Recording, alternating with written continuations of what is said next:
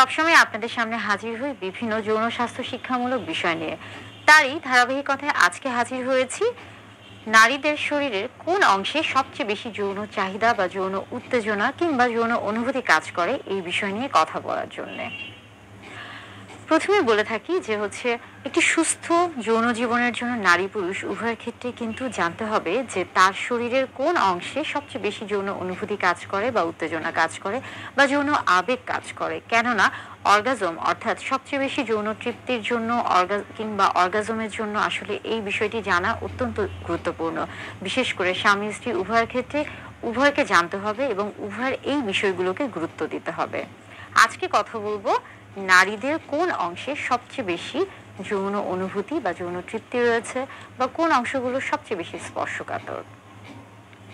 আমরা জানি যে যে অংশগুলি সবচেয়ে বেশি স্পর্শকাতর হয়ে থাকে সেই অংশগুলোতে আসলে দেখা যায় যে সবচেয়ে বেশি যৌন উত্তেজনা কাজ করে।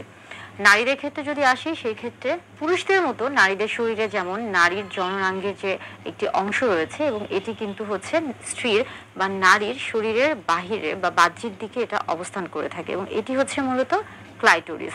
ক্লাইটোরিসের মধ্যে কিন্তু অনেক বেশি যৌন উত্তেজনা কাজ করে থাকে।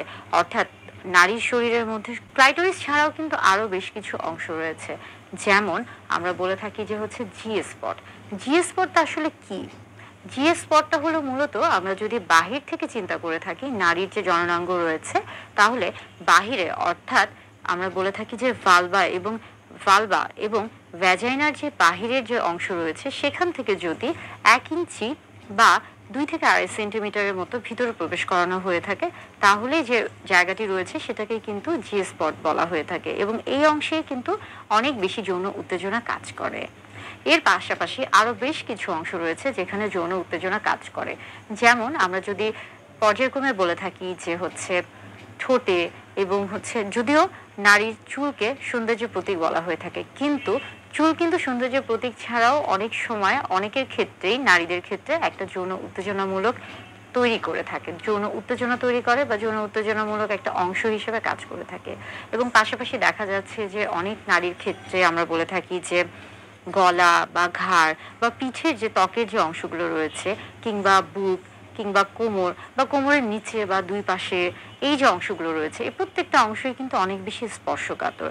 অর্থাৎ নারীর শরীরের বিভিন্ন অংশই স্পর্শকাতর বা বিভিন্ন অংশতেই কিন্তু যৌন উত্তেজনা তৈরি হয়ে থাকে বা যৌন উত্তেজনামূলক অংশ হিসেবে কাজ করে থাকে।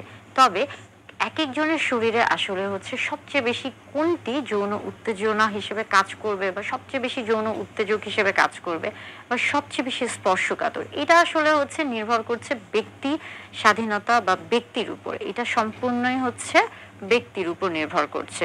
তবে বেশিরভাগ ক্ষেত্রে নারীদের ক্ষেত্রে দেখা যাচ্ছে যে ক্লাইটোরিসের সবচেয়ে বেশি যৌন উত্তেজনা কাজ করে এবং সেখানে যদি যৌন উত্তেজনা বা যৌন অনুভূতি দেয়া হয়ে থাকে তাহলে সবচেয়ে সহজে বা দ্রুত অর্গাজম বা যৌন তৃপ্তি পাওয়া সম্ভব হয়ে থাকে।